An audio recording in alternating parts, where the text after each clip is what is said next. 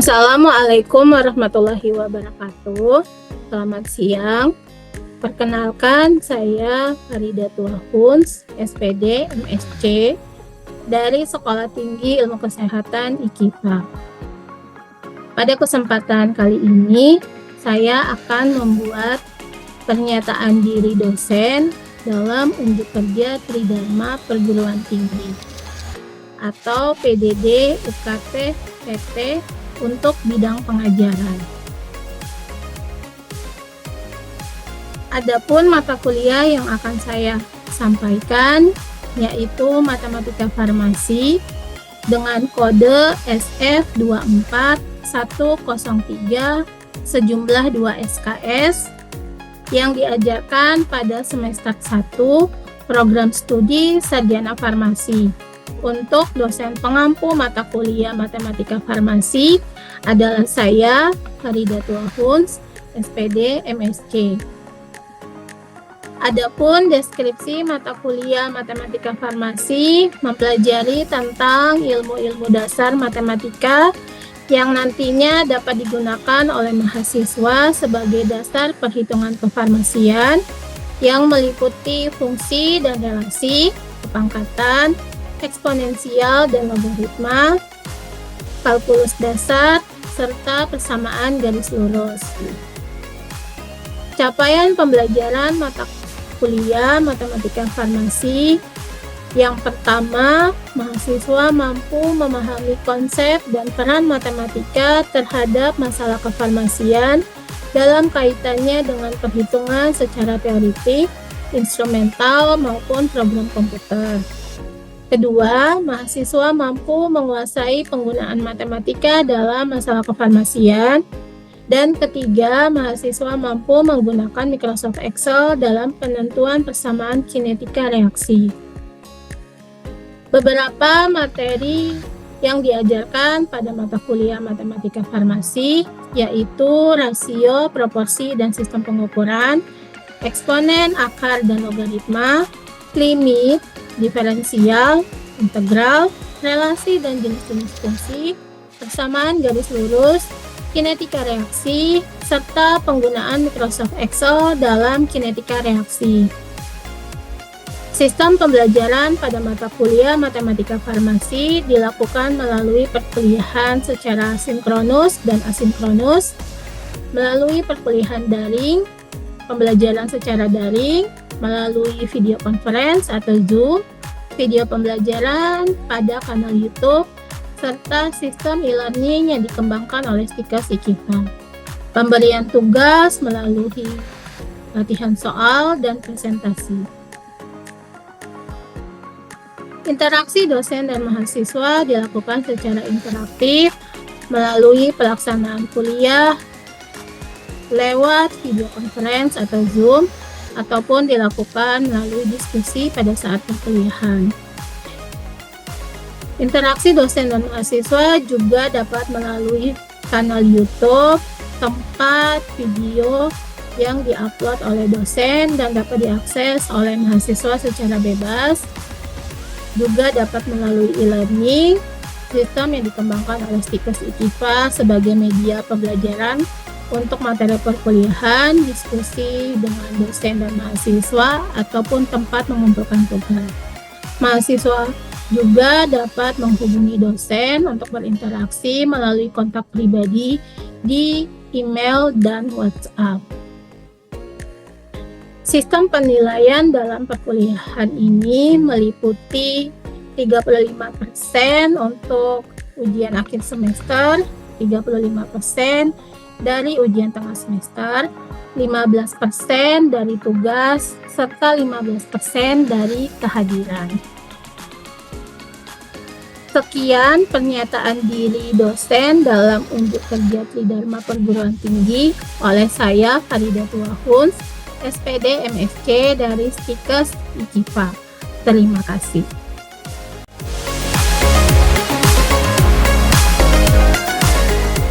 Assalamualaikum warahmatullahi wabarakatuh. Selamat pagi teman-teman semua.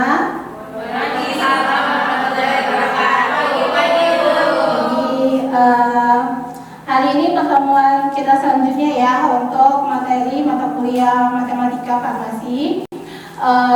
Kemudian teman-teman, materi kita hari ini sebenarnya lanjutan dari materi sebelumnya terkait rasio, proporsi, dan persentase. Tapi untuk pertemuan hari ini kita lebih kepada aplikasinya di dalam persoalan kefarmasian, gitu ya. Mungkin sebelum kita lanjut, apa itu aplikasi rasio, proporsi, dan persentase di dalam kefarmasian, Ibu mau nanya dulu, kalian masih ingat gak sih terkait apa itu rasio, apa itu proporsi, apa itu persentase? Masih pada ingat? Ini sepengetahuan saya aja, Bu. Kayaknya saya nggak tahu semua. Kalau rasio itu dia, kalau nggak salah dia perbandingan, suatu perbandingan. Kalau persentase dia yang persen, dia menghubungkan dengan. Oke, terus oke. Terima kasih. Yang lain mungkin mau kasih ya? Kalau menurut saya, itu merupakan perbandingan antara dua besaran. Perbandingan antara dua besaran. Kalau misalnya proporsi itu pecahan yang pembilang itu merupakan bagian dari penyebutnya. Kalau misalnya persentase itu 100. Oke, terima kasih. Mungkin cukup ya dua yang masih tentang. Jadi mungkin Ibu sampaikan dulu sebelum Ibu mengkonfirmasi jawaban kalian tadi, tujuan pembelajaran kita hari ini apa sih teman-teman? Sebenarnya tujuan kita itu adalah lebih ke aplikasi. Aplikasi dari apa? Mata kuliah kita kan matematika. Berarti aplikasi ke dalam persoalan kefarmasian karena sesuai dengan kebidangan kalian. Kemudian untuk mengkonfirmasi tadi jawaban dari Firdo dan Amanda, kan di sini Ibu tanya pengertian dari rasio. Benar, tadi sudah sempat kalian sampaikan. Kalau rasio itu adalah perbandingan antara dua besaran atau lebih, tapi dengan memiliki satuan yang sama. Jadi teman-teman, misalnya kalau di farmasi kan ada sediaan yang dalam satuannya gram, miligram, liter, mililiter, itu satuannya harus sama. Itu kalau dinamakan rasio. Sedangkan kalau proporsi itu pecahan, berarti bentuknya pecahan nih. Kalau di pecahan itu ada unsur apa aja sih? Pembilang dan penyebut. Pembilang itu yang mana? Yang atas. Penyebut? Pasti. Sedikit mengulang konsep matematika. Kalau penyebut itu boleh nol nggak? penyebut boleh. Penyebut di bawah. Nol boleh nggak? Kenapa nggak boleh? Tidak. Tidak terdefinisikan. Kalau nol ya, berarti kalau nol itu hanya boleh sebagai apa? Terkait. Kira-kira ada yang mau dikonfirmasi sebelum dilanjut ke slide berikutnya? Tidak ada, aman? Oke.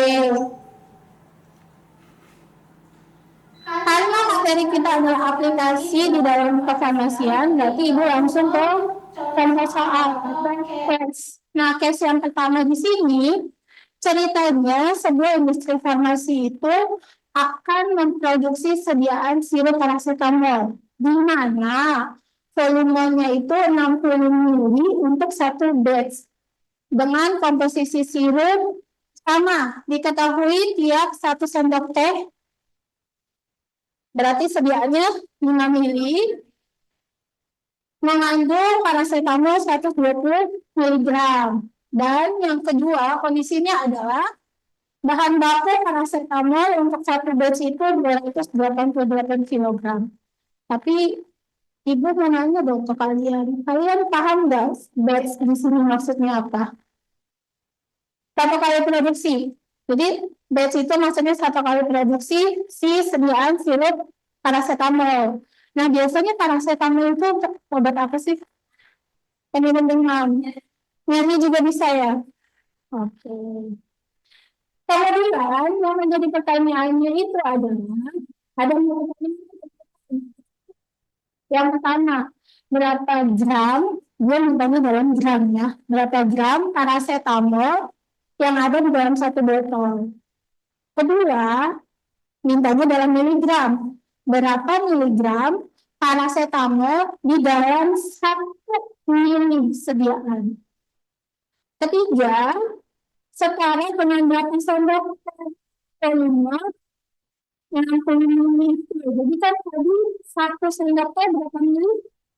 60 mili. Yang ditanya kalau 60 mili itu berapa sendok teh? Paham ya? Dan pertanyaan terakhir, kalau dia memproduksinya dalam satu batch itu 288 kilo, nah ada berapa jumlah botol sirup yang dihasilkan dalam satu kali batch tadi, satu kali produksi. Nah, kira-kira siapa yang mau coba? Mungkin kalau sebelum coba kalian mau diskusi dulu sama teman kalian. Silakan, Ibu kasih waktu nggak usah lama-lama ya. Beberapa menit dia langsung kalian coba untuk menjawab pertanyaan 1 sampai 4.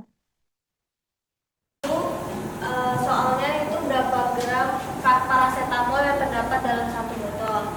Nah, dalam case 1 tadi kan sudah diketahui bahwa paracetamol ini mengandung 120 mg per milinya, yaitu 5 mili. 1 sendok teh 5 mili. Tulis 120 mg per 5 mili.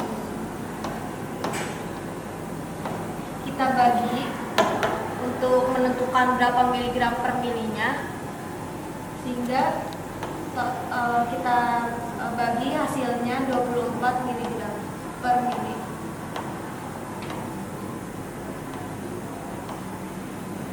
Sedangkan soalnya ini kan berapa gram, sehingga untuk menentukan berapa gram ini kita kalikan 60 mili.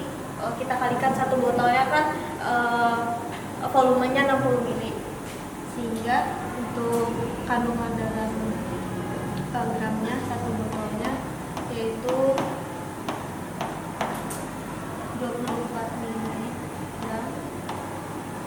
per mili.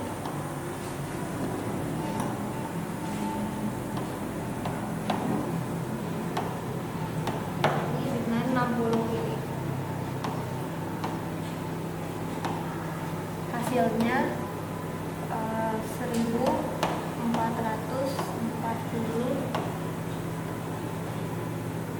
miligram. Nah, karena ditanyakannya gram, sehingga kita konversikan menjadi gram sama dengan 1,44 gram. Selanjutnya untuk nomor 2, berapa miligram paracetamol yang terdapat dalam tiap mili sirup. Nah, di nomor 1 ini kan sudah dijumlahkan, sudah dihitung bahwa per miligram per milinya itu 24, sehingga untuk jawaban nomor 2 tinggal ditulis 24 miligram per mili.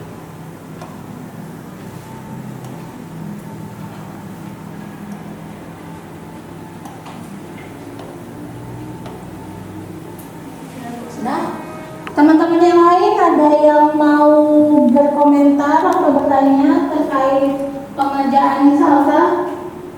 Aman? Paham semua? Nggak ada masalah dengan soal nomor 1 dan soal nomor 2? Tidak ada.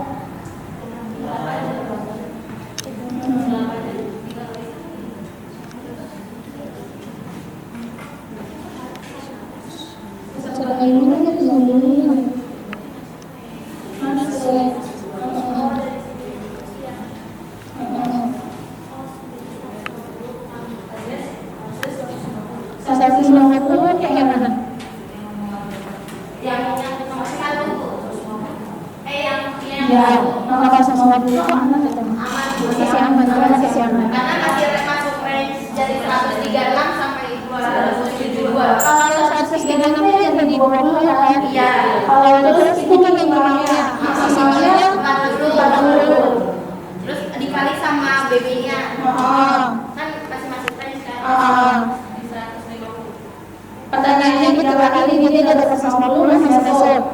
Berarti masuk aman dan aman kan? Ini nomor 1 ya. Terus kalau nomor 2 berarti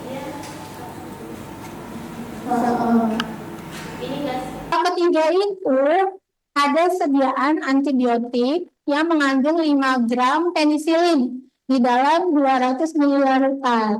Yang menjadi pertanyaannya, berapa miligram yang akan terkandung di dalam 1 sendok teh? Nah, tadi anak-anak di dalam di dalam 1 sendok teh itu berapa mili? 5 mili. Nah, di dalam 5 mili itu dia mengandung berapa gram sih antibiotik?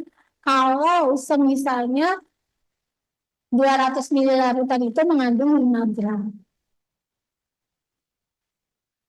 Ya, mau coba?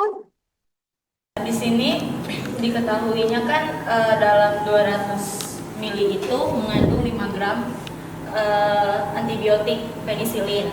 Yang ditanyakan berapa miligram dalam 1 sendok teh. Berarti di sini kita diketahui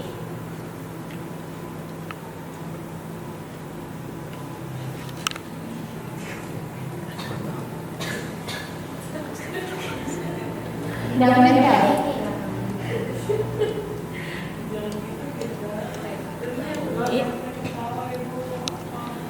Berapa? Jadi kita lagi belajar biasa.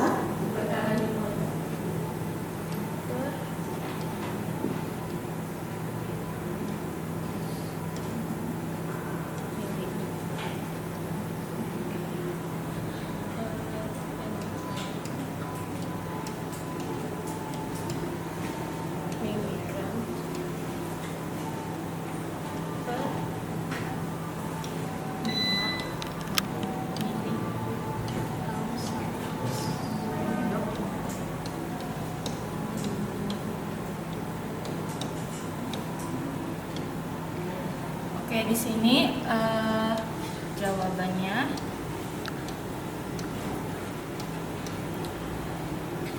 karena yang ditanyakan itu miligram, ya tapi yang diketahui itu gram, kita konversikan dulu 5 gram ke miligram, berarti 5000 miligram. 5000 miligram itu sama dengan 200 mili karena 5000 miligram itu terkandung dalam 200 mili. Yang ditanya berapa miligram yang terkandung dalam setiap dosis 1 sendok teh. 1 sendok teh itu kan berarti 5 mili. Di sini 5 mili. Di sini kita mencari. Berarti ini X. Ini adalah perbandingan senilai ya. Berarti kita tinggal kali silang saja. 5000 dikali dengan 5 hasilnya ada 25.000.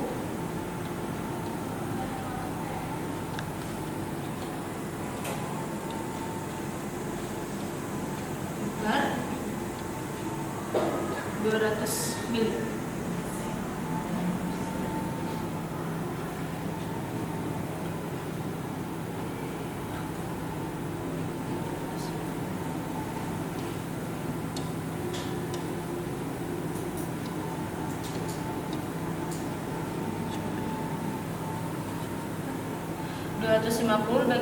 bagi 2 adalah 125 miligram per 5 mili. Jadi dalam 1 sendok teh dia terkandung 125 miligram antibiotik penisilin. Oke, terima kasih. Yang lain? Paham? Aman ya? Gak ada pertanyaan? Cukup? Atau ada punya cara lain? Sama. Oke, terima kasih. Kita tutup. Mungkin Ibu mau tanya dulu ke kalian. Kira-kira yang bisa kalian simpulkan dari materi kita hari ini apa, Nak? Dari beberapa soal yang kita kerjakan, yang bisa kalian simpulkan apa? Atau yang kalian dapatkan deh dari setelah mempelajari beberapa soal ini apa?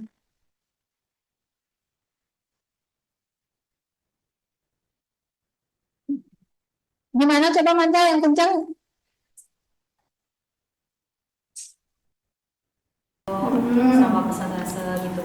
lewat soal yang sudah ada gitu. Oke.